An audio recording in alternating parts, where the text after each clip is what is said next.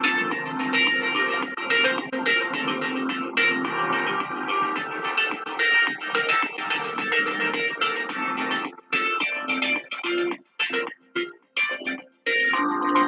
Morning students. आज abstract algebra की 15th class है, 15वीं क्लास है हमारी।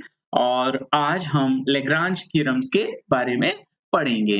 एब्स्ट्रैक्ट अलजेब्रा में लैग्रांज प्रमेय का बहुत ही महत्वपूर्ण कहना चाहिए स्थान है। तो लैग्रांज प्रमेय क्या है ना? पहले उसका हम कथन और ये लिखें, उसके पहले मैं अपनी एक पिछली क्लास में एक जो थ्योरम्स हमने पढ़ी थी, उस थ्योरम्स की हम यहाँ पर बात करेंगे। उसके बाद हम बात करेंगे लैग्रांजेस थ्योरम की। लैग्रांज जो है वो बहुत ही महत्वपूर्ण कहना चाहिए गणितज्ञ थे। कैलकुलस में भी इनकी थ्योरम्स हैं जो आपने 12th क्लास में और फर्स्ट ईयर्स में भी पढ़ी है ना? यहाँ पर हम अलजेब्रा की लैग्रांजेस थ्योरम्स की बात करेंगे। तो before starting the Lagrange's theorem हम ये बात करेंगे। मैंने अपनी एक पिछली क्लास में मैं यहाँ पे बॉक्स बना के उसको आपको लिखूंगा कि पिछली क्लास में हमने एक थ्योरम्स पढ़ी थी कि G is a group, H is a subgroup, A, B belongs to G, then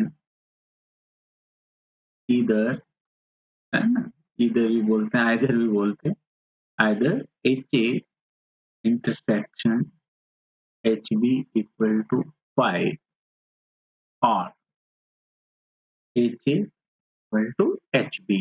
या तो दो राइट कोसेट्स या दो लेफ्ट कोसेट्स क्या होते हैं, डिसजॉइंट्स होते हैं या फिर वो भिन्न-भिन्न होते हैं। हम इस प्रमेय का उपयोग करेंगे, है ना? लैग्रांज प्रमेय को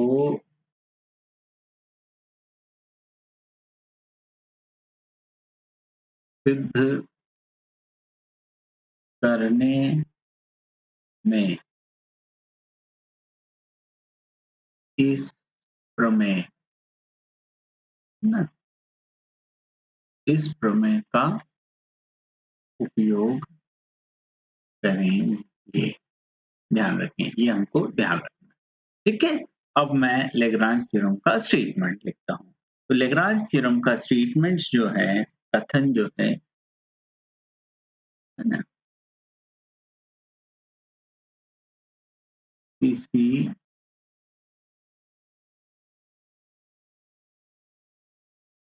परिमित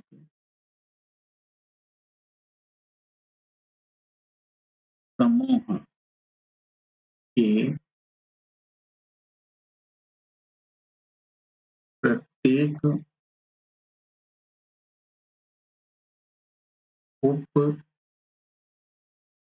समूह की कोटि कॉमा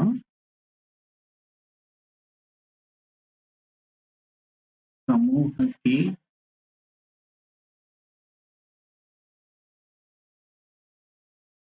समूह के कोटि के भाजक होती है। ये लैग्रांज थ्योरम का स्टेटमेंट है ना?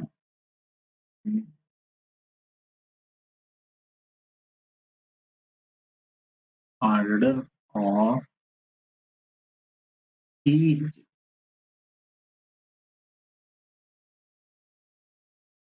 subgroup of a finite group is a divisor of order of ये लेग्रांज प्रमेय का स्टेटमेंट है ना? ये लेग्रांज प्रमेय का स्टेटमेंट, ये ध्यान रखें। और इस स्टेटमेंट यानी इस थ्योरम को सिद्ध करने में हम क्या, ये जो मैंने ब्लू कलर से जो लिखा हुआ है ना, लाइट ब्लू कलर जो भी, इसका हम यूज़ करेंगे। पिछले मेरे वीडियो लेक्चर्स में आपको ये थ्योरम मैं ऑलरेडी प्रूफ कर चुके हैं। तो आज हम लेग्रांज थ्योरम पढ़ेंगे। तो अब लेग्रांज थ्योरम्स पढ़ने के पहले हम पहले स्टेटमेंट तो ऑलरेडी हम लिख चुके हैं। तो let we start the proof. अब हम इसका जो है प्रूफ स्टार्ट करते हैं। तो हम सबसे पहले क्या मानते हैं कि सबसे पहले तो पेन की टिप पतली करते हैं हम, है ना? अ कहते हैं, है ना? ठीक है, तो ये रिवर्ट कर देता हूँ यहाँ से। Let he is a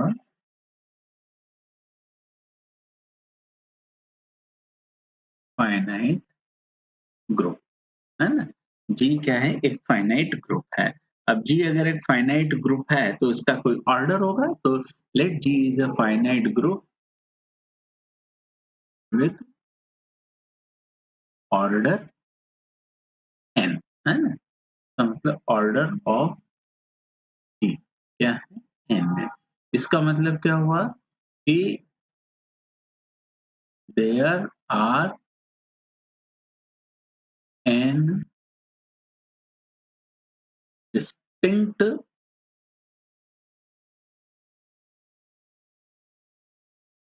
elements in G. इसका मतलब क्या हुआ है? जी में n भिन्न भिन्न अवयव हैं। इसका अर्थ ये हुआ, है ना? अब हम मान लेते हैं कि H क्या है? एक अदर इसका सब ग्रुप है। Late H is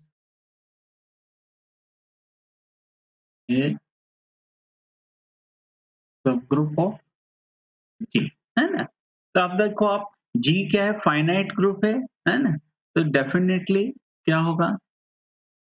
H is also finite. G अगर फाइनाइट है तो H को तो फाइनाइट होना ही होना है सब ग्रुप को। लेट, तो इसका मतलब है H इज आल्सो फाइनाइट, है ना? हम मान लेते हैं let order of H is equal to M। तो इसका अर्थ क्या हुआ है? That is there are M distinct elements in H। इसका मतलब है कि H में कितने डिस्टिंक्ट एलिमेंट्स हैं? M डिस्टिंक्ट एलिमेंट्स हैं, है ना? तो M डिस्टिंक्ट एलिमेंट्स हैं, तो लेट, है ना?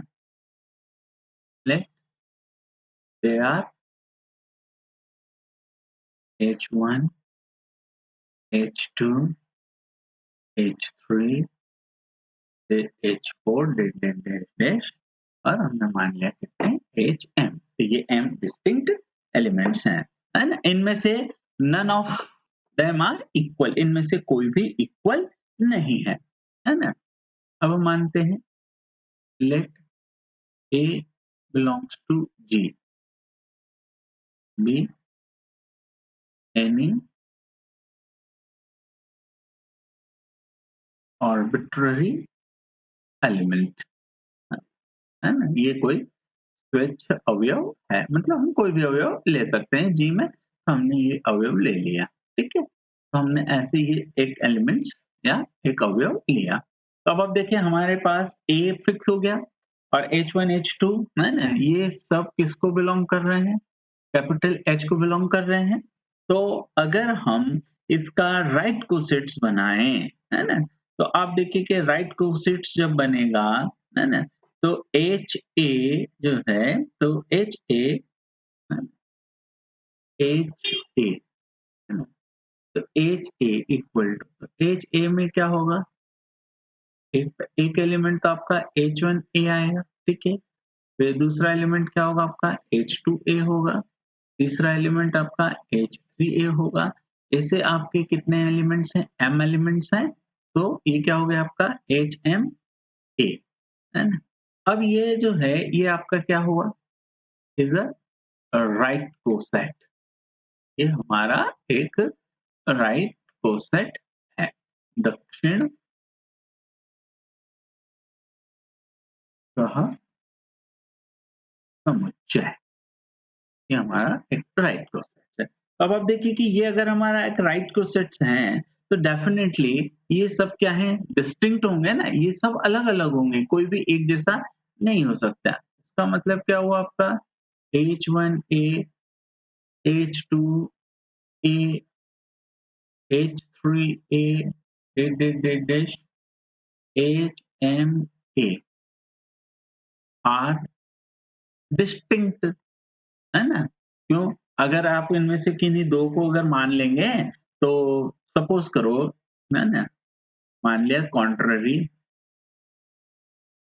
Contrary they are not distinct, मान लेते हैं, क्या होगा?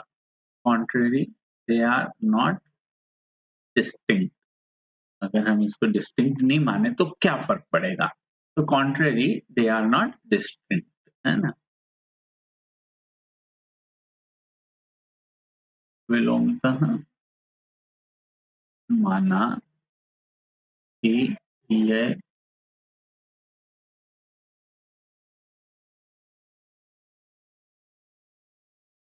भिन्न भिन्न नहीं है, ठीक है? हमने ये मान लिया, सपोज़ करो कि ये भिन्न-भिन्न नहीं है। अब जब ये अगर भिन्न-भिन्न नहीं है तो कोई भी 2 अवयव बराबर हो गए, है ना? सपोज़ करो कि हमने मान लिया, है ना? कि ये 2 अवयव ले लिए हमने H2A और H3A बराबर ले लिए। तो this implies H2 equal to H3 which is again a contradiction, क्योंकि अगर ये सब कॉन्ट्रडिक्शन, क्योंकि because order of H is M है, तो ऑर्डर ऑफ एच एम है, तो उसमें क्या होंगे? डिस्टिंक्ट एलिमेंट्स होंगे ना, तो इसलिए ये हो ही नहीं सकता। तो ये सब क्या हो गए? आप अलग-अलग हो गए। तो अब हमारे पास, है ना, जी क्या है? फाइनाइट्स है ना? अब सिंस जी इज फाइनाइट, है ना? तो G is finite and we know that we know that for two distinct elements of G, comma two right, left भी हो सकते हैं, टू राइट कोसेट आर, वही थ्योरम आ गई जो मैंने ऊपर लिखे थे ना, उसी का स्टेटमेंट है। आर इधर डिसजॉइंट और आइडेंटिकल, ये हमारा वही थ्योरम है ना, ये यहाँ we know that, we know that. तो अब हमारे पास जी में जितने भी एलिमेंट्स हैं वो सब डिस्टिंक्ट होंगे, है ना? तो मान लेते हैं कि देयर आर के एलिमेंट्स, तो late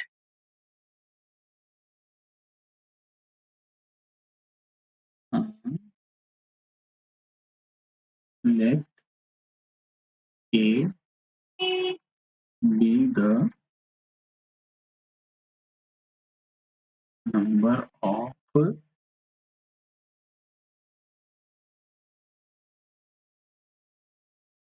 disjoint cosets of G। तो ये हम मान लिया, पहला हो गया HA1 पहले एलिमेंट से, then HA2 HA3 dot dot dot और ये हो गया HAK। और डिसजॉइंट है तो इसका मतलब ये डिस्टिंक्ट होंगे, ये क्या हो गया हमारे डिस्टिंक्ट कोसेट्स हो गए, भिन्न भिन्न सहसमुच्चय हो गए, डिस्टिंक्ट कोसेट्स है। अब ये जितने भी डिस्टिंक्ट कोसेट्स हैं तो आफ्टर ऑल ये सब H जो है तो H तो सबसेट है ना G का, सब ग्रुप है तो सबसेट भी हुआ, तो ये सब मेंबर किसके होंगे, G के ही मेंबर होंगे। तो यदि हम इन सब का यूनियन करें तो फिर क्या होगा, हमें G मिल जाएगा। तो G is nothing but G is the union of HA1 HA2 union HA3 union dash union HAK, ये हो जाएगा। तो इसका मतलब क्या हुआ, है ना? तो आप देखें कि these implies, है ना, number of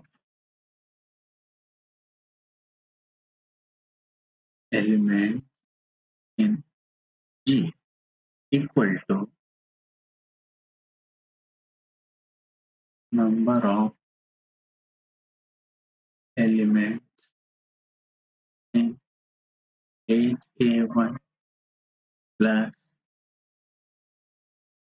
number of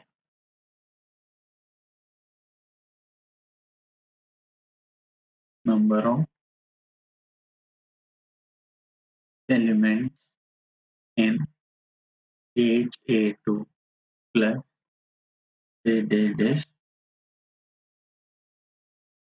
number of elements in HAK।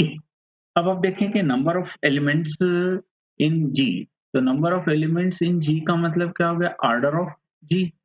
तो order of G equal to, अब आप देखो HA1 HA2 H, तो H तो फिक्स है ना, तो उसके सारे मेंबर्स का A1 A2 A3 तो कितने टाइम मल्टीप्लाई कर रहे हैं हम, K टाइम्स मल्टीप्लाई कर रहे हैं, है ना? और H के अंदर कितने एलिमेंट्स हैं, तो M एलिमेंट्स हैं, तो ये टोटल हमारा कितनी बार होगा, M K टाइम्स होगा ये। तो order of G equal to M K।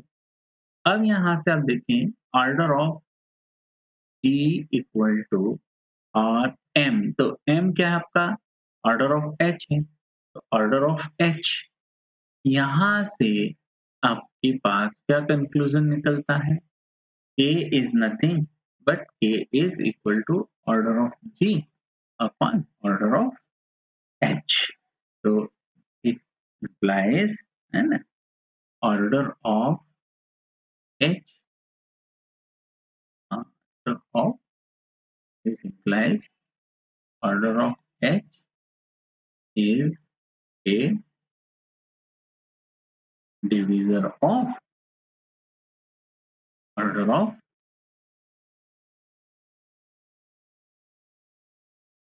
G. So order of H is a divisor of order of G, ये कहलाता है आपका लेग्रांजेस थ्योरम।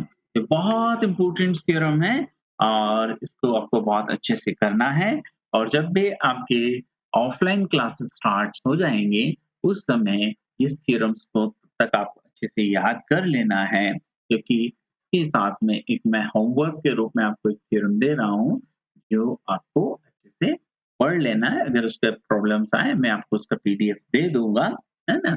और वो बहुत ही इम्पोर्टेंट थ्योरम ये है कि, है ना, थ्योरम में लिख देता हूँ, एवरी ग्रुप ऑफ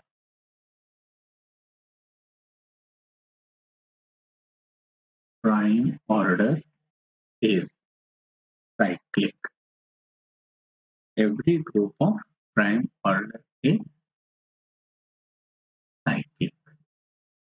ये हमारा एक अगला कॉरोलरी है ना। अभाज्य कोटि प्राइम नंबर,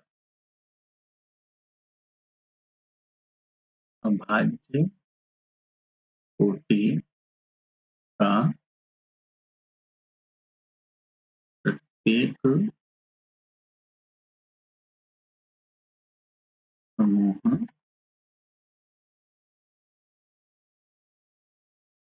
चक्रीय होता है। बहुत ही इंपॉर्टेंट थ्योरम है कॉरोलरी, ये आप इसको पढ़ लीजिएगा, है ना। प्रॉब्लम्स आए तो मुझे पूछिएगा, और हमारी जो नेक्स्ट क्लास होगी उसमें हम जो है सॉल्व करेंगे। बहुत बहुत इंपॉर्टेंट थ्योरम है जो हमको अगली क्लास में करना है। और ये जो दो थ्योरम है, एक ये वाला ब्लू कलर का और एक है फर्मेट थ्योरम, ये आपको स्वयं से करना है। अगर आपको कोई प्रॉब्लम्स आती हैं तो आप मुझे कमेंट बॉक्स में लिख देना, मैं फिर इसको सॉल्व करके बता दूंगा। तो फर्मेट थ्योरम ये आपको स्वयं से करना है। हिंदी में हम इसे कहेंगे फर्मा प्रमेय। तो फर्मा प्रमेय और ये जो साइक्लिक ग्रुप वाले प्रमेय है ना, ये दोनों थ्योरम्स आपको खुद करना है। Then have a nice day. Thank you for watching me on Professor Rakesh Kumar Parmar। मेरे इस YouTube चैनल्स पर आप जुड़े रहें और गणित से रिलेटेड जो भी प्रॉब्लम्स हो अपने फ्रेंड्स के साथ शेयर करें और वीडियोस को ज्यादा से ज्यादा सर्कुलेट करें। Thank you.